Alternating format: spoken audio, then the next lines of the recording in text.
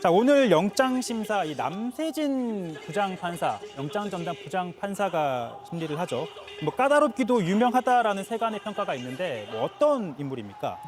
네, 현재 서울중앙지법에선 4명의 판사가 영장 전담을 맡고 있습니다. 이 가운데 남세진 부장판사가 오늘 윤석열 전 대통령의 구속영장 심사를 맡습니다. 남 부장판사는 사법연수원 33기로요. 법원 내에서 합리적으로 판단하는 스타일의 법관으로 알려져 있습니다.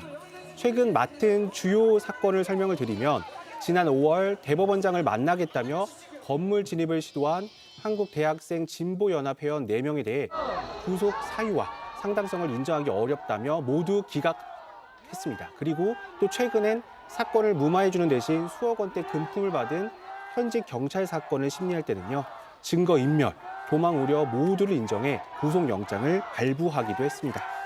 자, 김 기자, 그 특검의 경우에는 이 앞서 체포영장을 청구했을 땐 한 차례 기각이 된 바 있었잖아요. 당시 뭐 이걸 두고 특검의 전략적인 판단이었다라는 뭐 해석도 있긴 했었는데, 자, 이번 구속영장 청구, 이번엔 상황이 달라졌다고 봐야겠죠. 네, 맞습니다. 앞서 내란 특검팀은요. 윤석열 전 대통령에 대한 소환 통보 없이 6월 24일 전격적으로 체포영장을 청구했습니다. 피의자 중 한 명에 불과한 윤 전 대통령의 소환이 불가피하다는 이유에서였는데요. 그러나 서울중앙지법은 윤 전 대통령이 특검 출석 의사를 밝히고 있는 만큼 강제 구인 필요성이 인정되지 않는다며 영장을 기각했습니다.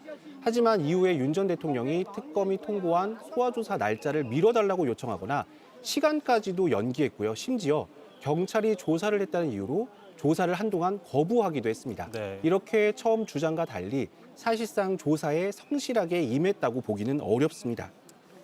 자, 앞서 이 1차, 뭐 1차라고 하겠습니다. 이 앞서 서울 서부지법에서 열렸던 구속심사 당시 이 내란 우두머리 혐의였죠. 당시에는 이 윤석열 전 대통령이 직접 출석해 약 5시간가량 구속 전 피의자 신문이 진행이 됐습니다. 그리고 물론 이제 영장전담 판사의 최종 구속영장 발부까지는 좀 더 시간이 걸리긴 했죠.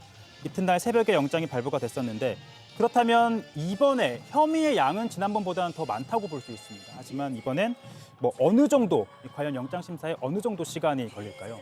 네, 앞서 윤 전 대통령은요, 지난 1월 18일에도 내란 우두머리 혐의로 공수처가 청구한 구속영장 심사를 받은 바 있습니다.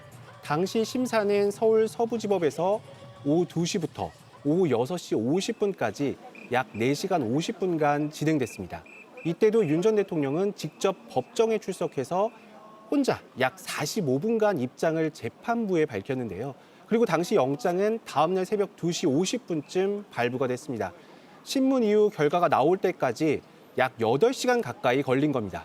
이번에는 쟁점이 더 복잡한 만큼 지난번과 비교했을 때 비슷하거나 더 오래 걸릴 가능성이 큽니다.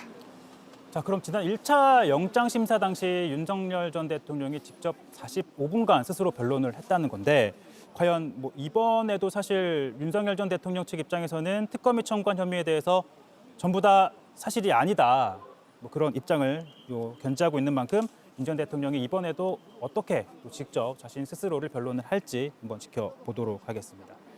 자, 그렇다면 이 영장 심사에서 통상 이 영장 전담 판사가 중요하게 판단하는 잣대, 뭐 기준이라는 게 있을 거잖아요. 어떤 것들이 있습니까? 네, 그 기준을 먼저 좀 간략하게 설명을 드리겠습니다. 통상 법원은 구속영장 심사에서 크게 3가지 요소를 중심으로 영장 발부 여부를 판단합니다. 먼저 범죄 중대성, 그리고 증거인멸 우려, 도주 우려 등을 검토하게 되는데요. 특검팀은 영장 청구서에 윤 전 대통령의 구속이 필요한 사유로 재범의 위험, 그리고 도주 염려, 증거인멸, 범죄 중대성 등 거의 대부분의 모든 사유를 적었습니다. 한마디로 윤 전 대통령의 구속은 반드시 필요하다고 판단하고 있는 겁니다. 앞서 내란 2인자인 김용현 전 국방부 장관부터 여인영 전 방첩사령관, 문상호 전 정보사령관은 모두 최근 증거인멸 등의 우려로 추가 구속이 된 상태입니다. 윤 전 대통령도 비아폰 통화 기록 삭제 지시를 한 만큼 추가 증거인멸 가능성이 있고요. 석방된 다른 피고인들과 공모할 가능성이 있는 만큼 법원의 구속영장 발부 가능성은 현재 매우 높다고 볼 수 있습니다. 그러니까 특검은 윤 전 대통령의 증거인멸 가능성이 크다, 그리고 범죄 혐의 역시 중대하다라는 입장을 가지고 있는 거죠. 이 반면 윤석열 전 대통령 측에서는 증거 인멸이라고 볼 수 없다. 혐의 역시 범죄 혐의 역시 좀 부인하고 있는 상황이고요. 조은석 내란 특검은 어제 저녁 5시 20분쯤 윤석열 전 대통령에 대한 구속영장을 청구했습니다. 지난달 18일 김용현 전 장관을 추가 기소하며 수사를 개시한 뒤 19일 만이고 윤 전 대통령이 2차 소환을 마치고 귀가한 지 17시간 만이었습니다. 특검은 처음부터 내란 핵심 지휘부의 신병 확보에 집중했습니다. 지난달 24일 윤 전 대통령 체포영장을 청구한 특검은 영장이 기각되자 28일 1차 소환을 통보합니다. 이어서 지난 5일을 두 번째 소환일로 정했고 그 사이 빠른 속도로 특수공무집행 방해, 허위공문서 작성 등 혐의를 완성해줄 수 있는 한덕수 전 총리, 김성훈 전 경호처 차장 등을 소환했습니다. 모든 게 속전속결이었습니다. 66페이지 분량의 구속영장 청구서에는 크게 5가지 범죄 사실, 8개의 혐의가 적시됐습니다. 먼저 계엄 당일 국무회의 관련 직권남용 범행입니다. 특검은 윤 전 대통령이 9명의 국무위원들의 심의권을 방해하는 범행을 저질렀다고 판단했습니다.